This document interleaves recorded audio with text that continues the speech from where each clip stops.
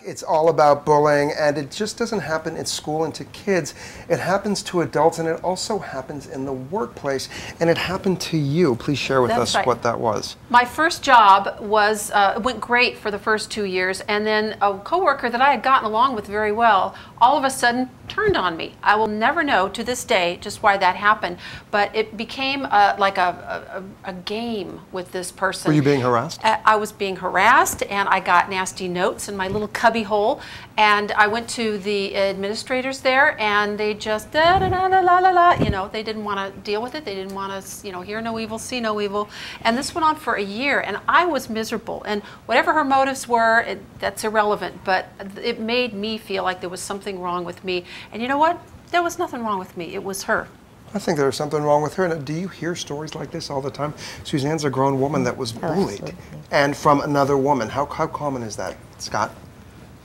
Well, they don't want bullying in the workforce, just like they don't want sexual harassment in the workforce. It can bring a lot of problems to the companies. Absolutely. So, of course, it's in the company's best interest to get involved and try to stop these incidents. So what about a coworker that's watching someone like Suzanne being bullied, just like somebody watching John being pounded by Steve at school? What do you invite them to do in regards to witnessing situations like this? Well, it would be Sally? nice if they would report it, but you have to be really careful because when you're in the workplace, of course, it's your livelihood as well. So if it's going to be reported, the best thing you can do, unless it happens to be the head of the company, is to report to your boss's boss, not the person that may have hired you or may be working with you, but someone a little bit higher up on the food chain that can maybe do something about it. And it's nice if the witness will do what a good witness does on a TV show. They respond by trying to get help. Same thing you would do if you witnessed a robbery. Try to get help for the target, and then when asked about it, to tell the truth about what really happened, especially if the perpetrator denies it. So go ahead. What if it is the boss? Sometimes if it's the boss and there's nowhere else to go, sometimes you may have to think about perhaps leaving, and that's a tough thing, especially with today's economy. Sure.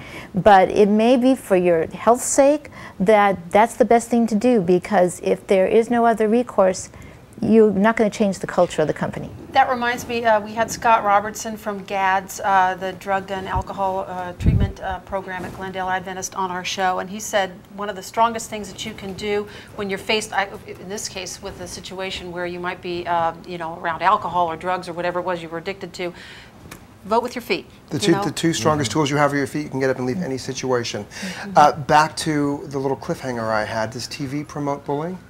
Yes, I think it does, and especially if you look at some of the shows where might makes right, that's how you manage to solve all problems, and or if you look at shows like Survivor, where the more manipulative and conniving you are, the more rewards you get. Or even if you think about the competition shows where you have your panel of judges and they may be just ridiculing some of the contestants, and the whole audience is kind of with them in that ridicule, and the contestant is now faced with, what do? They have to buck up and just take it, or if they have a meltdown, wow, that makes a great show too. So I can't watch those American Idol auditions anymore. I feel too bad for the I pick up the phone and call. And before we go to our next segment, I want to let you know that there is a definite difference between tattling and telling. You're basically telling somebody above you the facts. You're not tattling on someone. You're sharing information to prevent someone from hurting other people. Don't go away. Stay tuned for our wrap-up on bullying. And Scott's going to share how he catches a bully. So get out.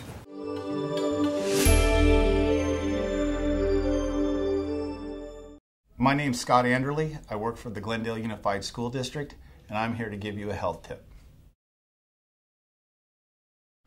As parents, it's important to look for warning signs of bullying. Look for changes in your child's behavior. Look to see if they're agitated or frustrated or angry or hungry. Yes, hungry. Many times bullies will take a child's lunch money or lunch, and so the child will be hungry at the end of the school day, and that's another warning sign of bullying. How do we recognize perfection? How do we attain it?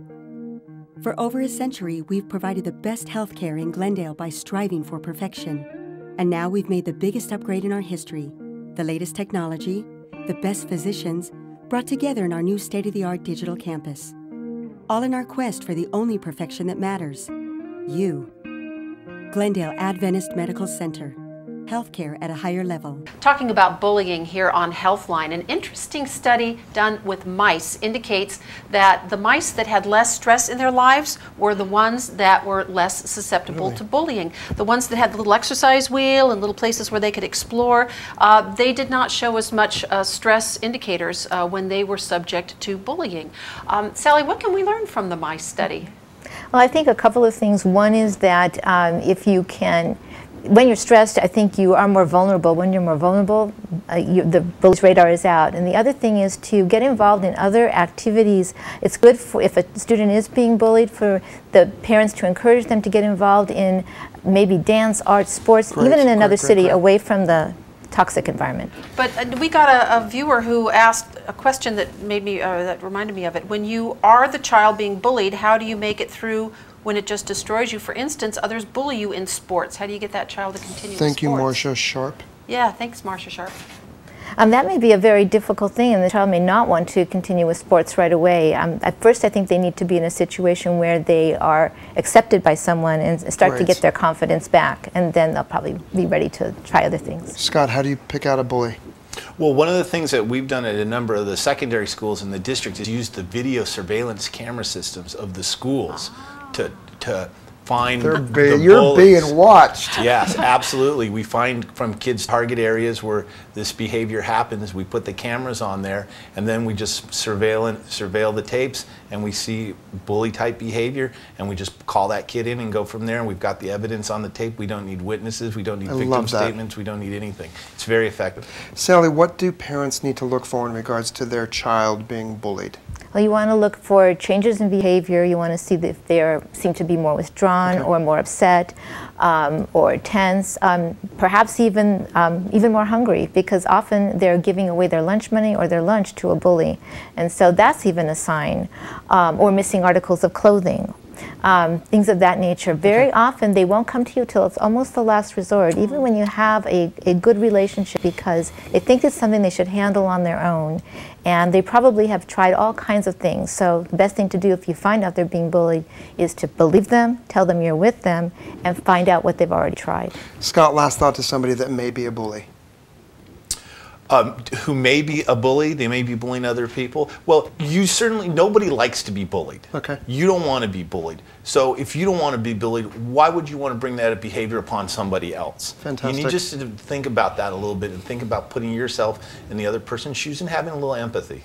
Thank Walking you a mile in their moccasins. Both of you, thank you so much, and thank you for opening up the conversation about bullying. One thing that I do want to share with you is two great words: I'm sorry. If you feel you made a mistake at work or on the playground or to somebody else, just say I'm sorry. It will diffuse any type of argument. Sally Miles, Scott Anderley with the Glendale Unified School District, thanks so much for coming on the show. And for you, have a conversation about bullying, because that conversation can help you, your friends, and your family. On behalf of myself and Suzanne Watley, have a great night, and we will see you next time. Good night.